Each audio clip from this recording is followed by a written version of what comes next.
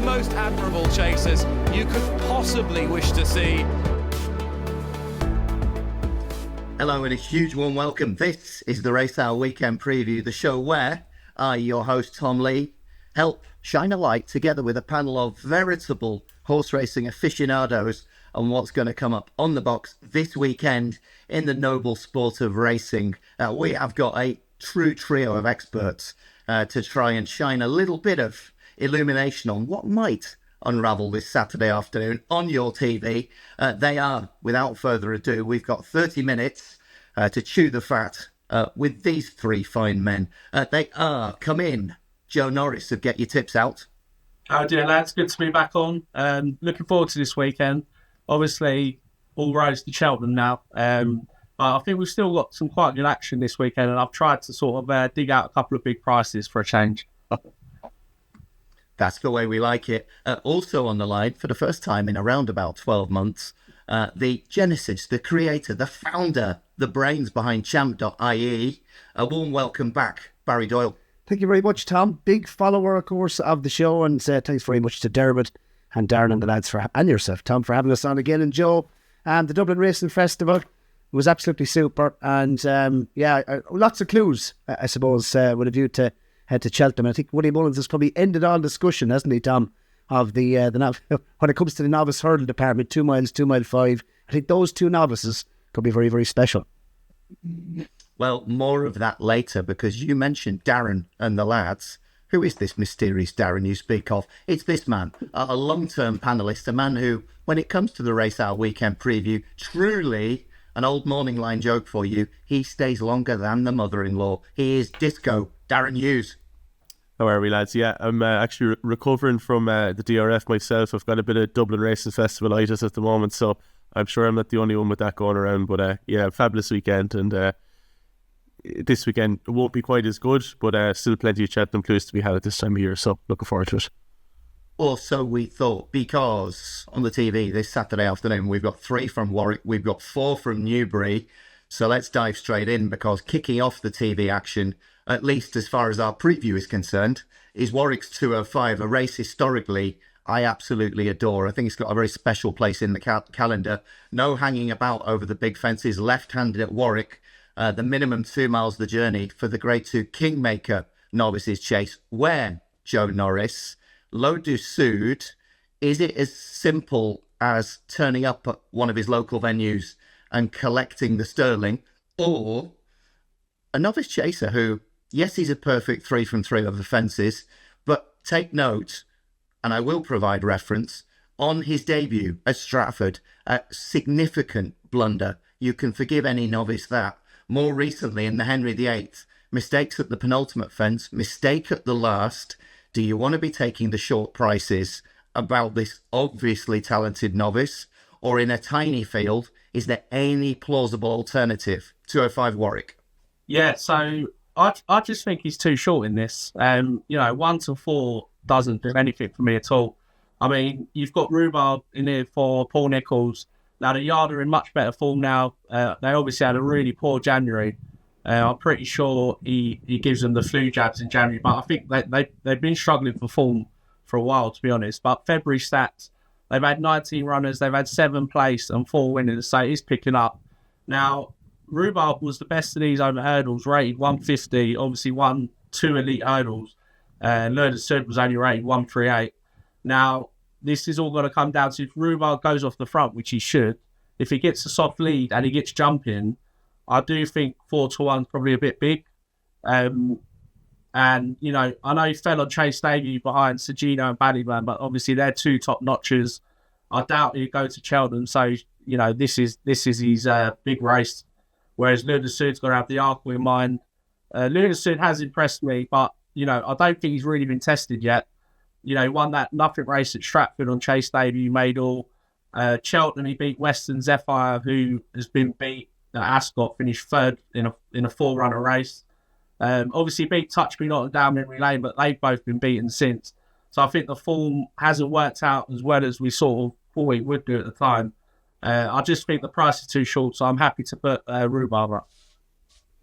Well, I was going to say, call me pedantic, but of course the favourite, the odds-on favourite, has got to try and give a few pounds away to a fair horse in Rubo, and the official ratings have them only £3 apart. So maybe, just maybe, they're closer together than the betting suggests. Rubo, incidentally, well, if he could turn over Lodu Sood, he'd be turning over a horse who, with our show sponsors, Betfred, currently 12-1 for the Arkle, where he's going to run into a certain Sergino, we imagine. We'll be talking about him in due course.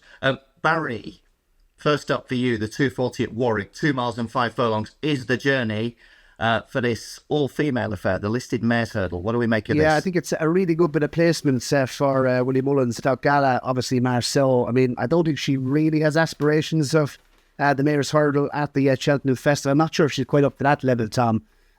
First run of the season. The only negative I probably would say is that, you know, she was quite, I suppose, keen as a juvenile.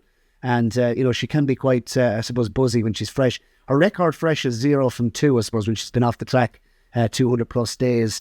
But she is, I suppose, on the bare form, her best form. She's a 2-time Grade 1 winner. And Lossiemouth, I mean, she's beaten Lossiemouth as a juvenile. I know Lossiemouth ran into an awful lot of traffic problems on that occasion at Leopardstown. She was disappointed last year, Gala Marceau, but I just think race conditions look very, very suitable for her here. Of the short ones this weekend, I did think she was probably the nat pick of the entire weekend. Just so happened you happened to give me this race, Tom. But of the short ones, I mean, she opened up 7-4. I think if you got odds against on the day, you'd be doing well. She is the only runner, I suppose, on the card for Willie at Warwick, and only right for Danny as well at this as we're speaking. So, I mean, she's top rated 145. She's getting £4 for the 140 rated. You wear it well. Her form of her hurdles reads well, but I suppose she's reverting back from chasing. And I don't think that's ideal. So, West Balboa I'd be against as well. I mean, stepping back in trip I don't think is ideal, although the Skeletons do like a winner at Warwick. I just think Gala Marceau, it looks a nice piece of placing and a really good opportunity for her. So, not pick of the weekend of the shorties, Tom, has to go to Gala Marceau. Never knowingly undersold. The top man, Barry Doyle, well, he's the founder of Champ.ie. He can land a 737 on a sixpence with that headgear on, and he can nap Gala Marceau. 3:15 at Warwick. Sorry. It is renowned that Darren Hughes, when he's in the mood, will bet on pretty much anything. But would he, with the complexity of this 2.5 mile veterans chase? These are wonderful races, particularly when they've tinkered with the distances and put them on at the intermediate trip. 10-year-olds and upwards, some real old favourites, horses we've grown to know and love and see consistently season after season. We love them, but would we risk at this stage of their careers any hard-earned cash on them? 3:15 Warwick, the vets chase, Darren. Yeah, this is tricky. It's especially tricky with Fugitive taking up so much of the market. Like it is his advertised second choice, and in all likelihood he goes to Newbury. But until we actually know that for a fact, it's difficult to tip here. Lamela is still his second favourite. He takes up a lot in the market as well, but he's been out of form for a while now. His most recent effort was okay behind a promising horse on Lowry's Bar, but you know, sometimes the drop in class, quote unquote, to these veterans races can spark life into the old timers. But he's probably a difficult enough conveyance, especially over 2.5 miles as well. Wouldn't be his optimum trip. As regards a bet, Shake 'em Up Harry will probably end up carrying top weight here as advertised if Fugitive comes out as expected. But Callum Pritchard has taken off what's effectively a free £5, I think, or very close to it. He's a pretty handy claimer from what I've seen this season. It's not ideal to face into Shake 'em Up Harry off the back of a fall, but the expected rain will be no disservice to him should it come, and I think it is expected to come in spades to an already soft Warwick. Other horse in the race, like Smarty Wild, has never been up to the class of the rest of these, and they would have to be regressing much faster than him for him to kind of get to their level off the mark of 125, even allowing for the weight he'd be getting. The other one that I thought was interesting was Strawfan Jack. He really doesn't have much to find with Shake 'em Up Harry from the plate at Cheltenham last season. They're a little bit closer in the weights this time. I'm going to stick with Ben Pawney's charge with Shake 'em Up Harry, but a reverse forecast wouldn't be the worst bet you could do with Strawfan Jack and himself. But narrowly Shake 'em Up Harry, who I think is about 11-2 with our sponsors Betfred, and I think there might be an extra. There's no extra place on offer, but they're 11-2 with Betfred at the moment. Yeah, that much is true. Our show sponsors, exactly as Darren has just said, they are Betfred, and they are, and of course this could all be subject to change, as these things are always fluctuation bound. But as we're recording, talking to you right now, Shake 'em Up Harry for Pauling and Pritchard, 11-2. As Strawfan Jack, who has been a mighty horse for the likeable Sheila Lewis. She trains in the middle of nowhere. She's also a beautician, but she can get one ready. And her stable star has been this redoubtable, very talented Strawfan Jack, who for this race, as we're talking to you now, is 16-1. So those two are the names. Standout best price, I think. Standout best price, Betfred are about Strawfan Jack, are certainly a joint best price. So you could do an awful lot worse than that, I think. Good stuff. Say no more. We will transition now from Warwick down the motorway to Newbury. I think this is a great double header. Obviously, the jocks can't do it anymore, but back in the day, I remember some of the top talents riding in the first couple of races at one of these meetings and then either skedaddling up the M40 motorway or even jumping in a helicopter when the title chase was on and riding at both Warwick and Newbury. You three can do exactly that on the Racehour weekend preview because 150 Newbury. Joe, back to you, please. Their TV card, at least, begins over 3 miles with a handicap hurdle 0-135, which it is. Top rated here is exactly 135 in the bracket. What's it to be, 150 Newbury? Well, just before I get stuck into it, I was going to say, Tom, you should know what it takes to win this race, because I think, did your old man win it back in 2012 with Knock a Hand? Do you remember that?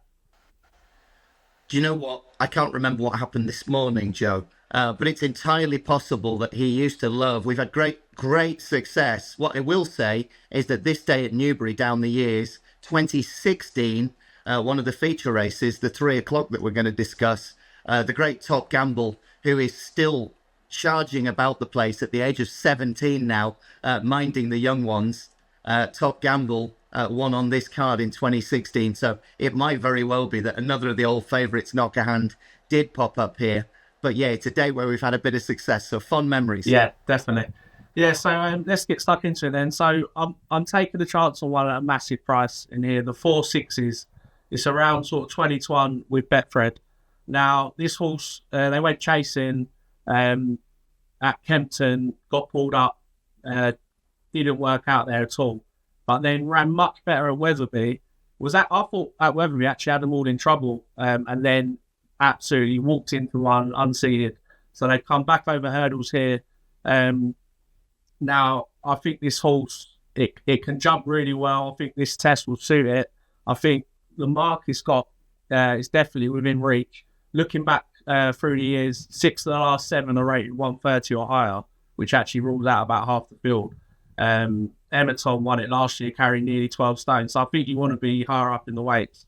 And I just think at the prices, this horse is still really lightly raced for a 7-year-old.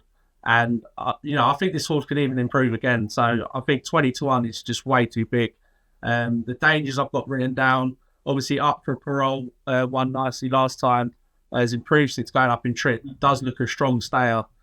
So that's one I'll be fearful of. The other one, High Tea Connor. I don't know why they've come back over hurdles here, because I thought he looked pretty good over fences. I'm not sure if any of you know anything more about that, but I'd say it could be a prep, Joe, possibly a prep run for the National Hunt Handicap Chase at the festival. I'd say he's well treated. They might be just looking after the mark, perhaps. Yeah. And then Kruger Park is obviously got course form, so that was another one I looked at. But in terms of the prices, I just think these 4/6s shouldn't be 20-12. I think it's a good each way bet.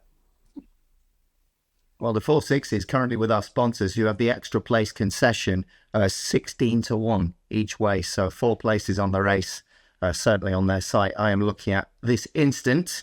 Might that be a wise investment? We will find out. But Joe's suggesting the 4/6s in that 150 Newbury. Question to all three of you. The 225 Newbury, just shy of 3 miles for the Grade 2 Denman chase, a horse who, well, nobody needs reminding, that Hennessy in 2009. If there'll ever be a more rousing, scintillating moment in the hot sport of horse racing, I don't know where you'll find it, but truly astonishing what Denman achieved. But fast forward to the here and now, a horse who probably down in Ditch Heat stands in, if not the same stable, then very nearby, because one of Paul Nicholls' stars is a horse called Brave Man's Game, who has never in his career been beaten at Newbury Racecourse. 3 visits, 3 victories. But yet, if he is to be favourite for this Grade 2 Denman, he hasn't won for a long time. He's now an old man. We talked about a veteran's chase, 10 years and above, earlier on at Warwick. He would be eligible for one of those nowadays. 10 years of age, getting a bit long in the tooth. He's on a 10-race losing sequence. I will kick off, if I may, Barry, with you, because is this the day that Brave Man's Game roars back to form and reminds us what it's all about, particularly at one of his favourite tracks, or is there value further down the list in this 225 race at Newbury? I think there is. I wouldn't be banking on him either, the Nicholas pair, to be fair, Tom. And you mentioned it's a long time since he's won. I think it was the King George, 2022 was the F of the year, correct? But it's been a long time anyway since Brave Man's Game has actually won on the race course. And he's probably had more win surgeries than I've had hot dinners as well. So I think he's very vulnerable here, to be honest. It looks an average renewal of the Denman chase. I think if the 8 runners stay in here, there is an each way bet in the shape of La Patron for Gary Moore and Josh Moore. I think, look, 13-2 I saw chalked up. Fugitive is entered in the Vetters chase. I think that you've already covered, lads. But I'd imagine the fact that this looks open, he might come here. I'm only guessing on that, but I mean, if you have the 8 runners, La Patron, he's the one horse in here that I think is unexposed, beyond 2.5 miles. He won at Newbury 2 starts ago. I thought he was very, very impressive. Came home alone. I think he was a 7-length winner, but he was eased down close to the finish. I think I heard Josh Moore interviewed on Sky Racing just a couple of days ago. And he did mention that this horse, draw lines for the Cheltenham run. He's probably a better horse on flatter tracks, more galloping tracks like Newbury, and he has the course form in the book. He has a good bit to find on ratings, but I mean, some of the ratings here on some of the horses, some of the rings beside some of the horses here, I'm not sure Tommy could take literally. And I just think there's a lot more to come from him on just his 8th start over Francis. And don't forget as well, he's a Grade 1 winner, albeit over 2 miles on heavy ground at Sandown as a novice. So he has a bit of quality about him as well.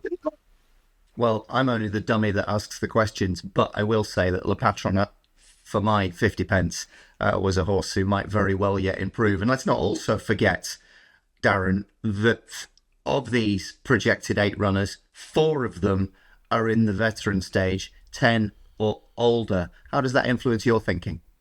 Yeah, it led me to the exact same thought as Barry, which I believe I thought I'd be a wise guy with this tip, but clearly not. Someone else has spotted it as well. I actually think this is a proper race. It's lacking maybe in top-notch quality at this point, but it's fairly competitive. It's probably the easiest race Brave Man's Game's contested in a good while, but it's very hard to trust him at present, like as Barry said. And I'm not sure stablemate, Hitman is entirely trustworthy either. He's shown more than one kink in recent times and more than enough to kind of put me off him. Sam Brown is old enough to smoke, as you sort of alluded to there, and Eldorado Island has been regressive and easier race than this as well. So I am surprised to see Fugitive rock up here. This is actually his advertised first preference of the 2 races he's entered in this weekend. So unless something happens at Warwick, I think we're expecting to see him here. So hopefully that might lead us to the dead ace, which would be great for each way purposes. But yeah, that all brings me to Le Patron. He's been to Newbury once in his life where he absolutely slammed Scarface in a common canter, basically. He's the joint youngest in the field at 7, by far the least exposed, and he's the 7 starts over fences. Again, as you alluded to, I think it was Barry that said it, unexposed at 2.5 or at over 2.5 miles. I think those ahead of him in the betting have significant questions to answer at this point. I don't think they ever thought he'd be giving £3 to Brave Man's Game, being brutally honest. But there's a reason he has to give him £3 because that horse has been so regressive. I think 13-2, 7-1 is fair enough. But just keep an eye on the dead ace for each way purposes. Yeah, 13-2 with Betfred. For Barry, for Darren. Joe Norris, how dare you disagree with either of these two? If you don't say Le Patron, just like a GCSE maths exam, you need to give us a reason and show you're working, young man. Tell us what wins the 225 at Newbury. Yeah, well, they have built a good case there. I wouldn't have a massively strong opinion on this, other than I do think, I agree with them, Brave Man's Game looks too short at the top. I would probably just chance Jello for Venetia Williams. Now, obviously won the Peterborough Chase at Huntingdon impressively, beat Protectorate. I don't think he was at his best at Windsor for whatever reason, you do have to forgive him that run. But he won at this track last year impressively, and what is he? He's like is he a 7-year-old? He's a 7-year-old coming into this. I feel like he could have more to come, and he's against largely older, more exposed horses. So I think at the prices, Jello would make most appeal. Well, obviously, price is always subject to fluctuation, but as we're recording now, chatting to you, 9-4 Brave Man's Game, 7-2 DeGello, Hitman 5-1, Le Patron 13-2, 8-1, and bigger the opposition. I think maybe it's no coincidence that the lads, all three of you, the consensus being that the younger legs, the unexposed horses, potentially with improvement to come, might be the place to shop. So those two, Le Patron and DeGello, are joint youngest in the field, both 7-year-olds. Moving swiftly on, thank you for that. 3 o'clock Newbury is the other Grade 2 contest on the card. 2.5 miles a furlong for the Game Spirit Chase, where, Barry Doyle, we've got a sighting of this hyper-exciting Sergino, a horse who, think about this, he's only 5. He's a freak. He's so talented. This season, he's been up to Newcastle and won the Fighting Fifth pretty easily, let's be honest, over hurdles. He then switches to fences and, on his first ever try over the larger obstacles, absolutely blows them away at Kempton Park. At 4-6 with Betfred, he's currently odds on for the Arkle at Cheltenham in March. Do you dare take him on? Or is there a school of thought that says nobody ever got rich by backing novices, inexperienced over fences at cramped prices, and leave him well alone? Which side of that divide do you lie? I think he'll win. I hope he wins, because we'll get a better price on Majbra for the feature in March. And that's my, I suppose, I'm not going to say angle into the race, but when I'm looking at this race, look, he's obviously a very, very talented horse. We were on Sergino, of course, when on the Champ podcast, when he went on up to the Fighting Fifth and beat Mystical Power. And obviously he's gone over fences. He's only had the one run, but the shape he made over his fences at Kempton, I mean, he looks an absolute natural, Tom. On ratings, I mean, look, I suppose heading into, if he goes and wins here, you're looking at, I suppose Altior went off, he was rated 170 going into an Arkle. Sprinter Sacra, 169 rated going into an Arkle. He's already rated 164 and he's just 5 years of age. And looking at race conditions, I mean, he's getting weight off Edward Stone here, who had actually, I suppose, looking at a bet in this particular race, I would say Edward Stone, if you're getting odds against in a match bet against Matata, would definitely be of interest, because I thought he ran close to a career best in actual fact in this race last year. We saw repeat winners of the Game Spirit. Finable Savola, if I've pronounced that correctly, won it a couple of times. So did Altior. Nicky Henderson, look, he's thrown novices into this race in the past.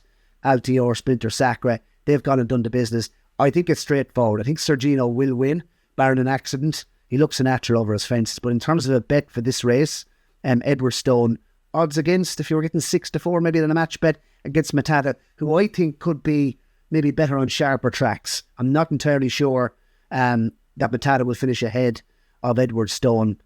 Strong staying, 2 mile, run race around Newbury. So that would be my angle into the race. Edward Stone, he's had a couple of runs this season. If he bounces back to the form of that Newbury last season, where I thought he was absolutely brilliant, he was let rock and roll by Tom Cannon. And I'd say the tactics will be the same, because if you're Alan King here, you probably want to put, Sergino under as much pressure as possible as a novice. So I don't think they're going to hang about. And I'd say Edward Stone might actually make the run once again in this race.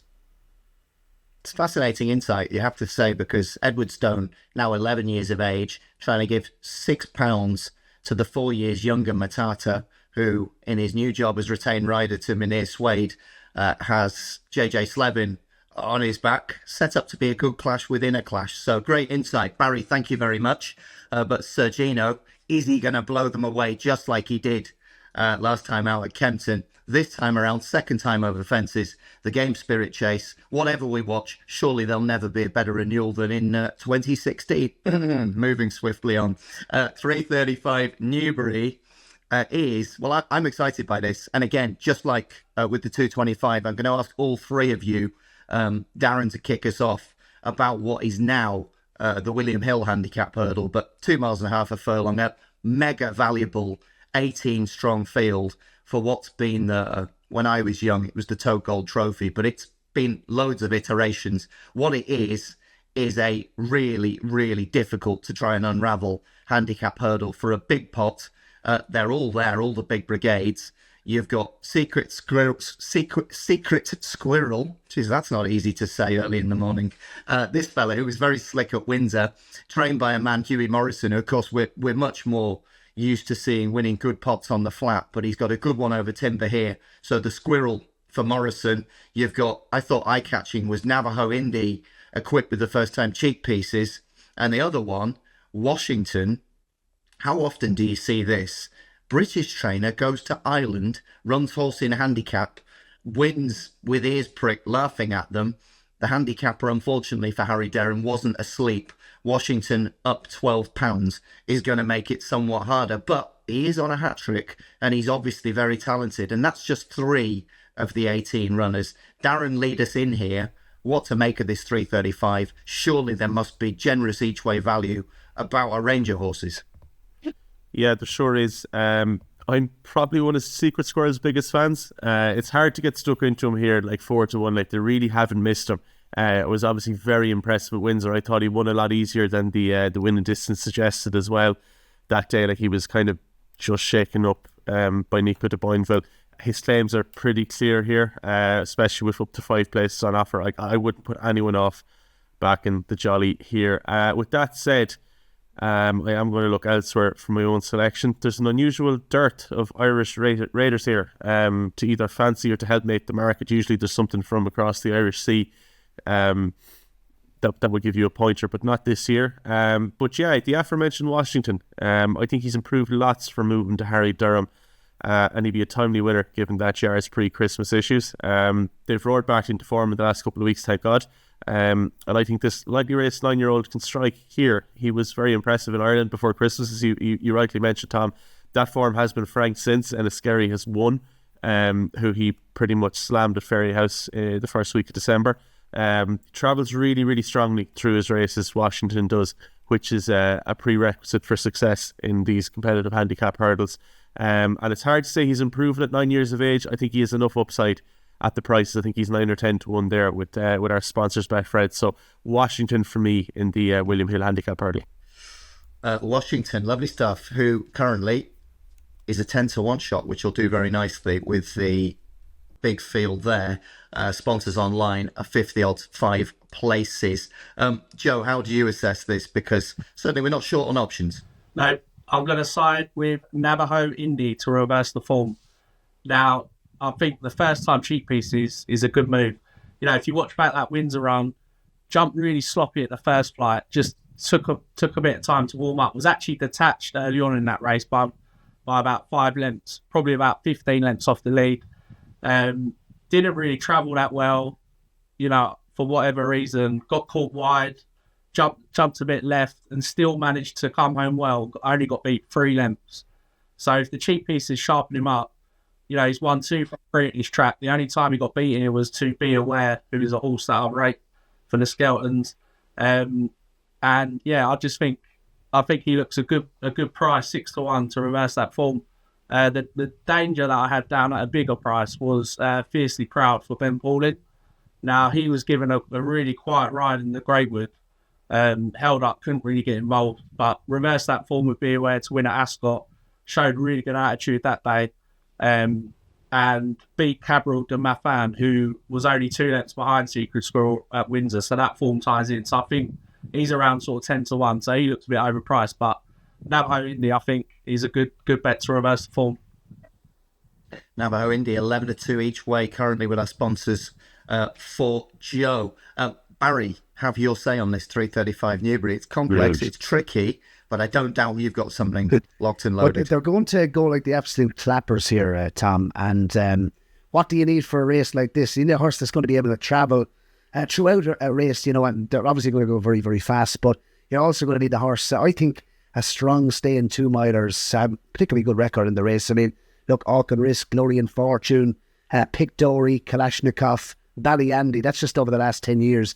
You know, they all are, I suppose, strong staying 2-milers. And it's So I'm looking at horses maybe dropping down in trip, and I'm going to stay loyal to, for win purposes, Joy Hughes. I think is I did say before she ran at Cheltenham last time that I thought she could be one of the best handicapped horses in the UK. And she let me down, but I'm going to stay loyal. I mean, just looking, I suppose, fancied runners in the race. I think 6 of the last 10 winners of this particular race went off single figures.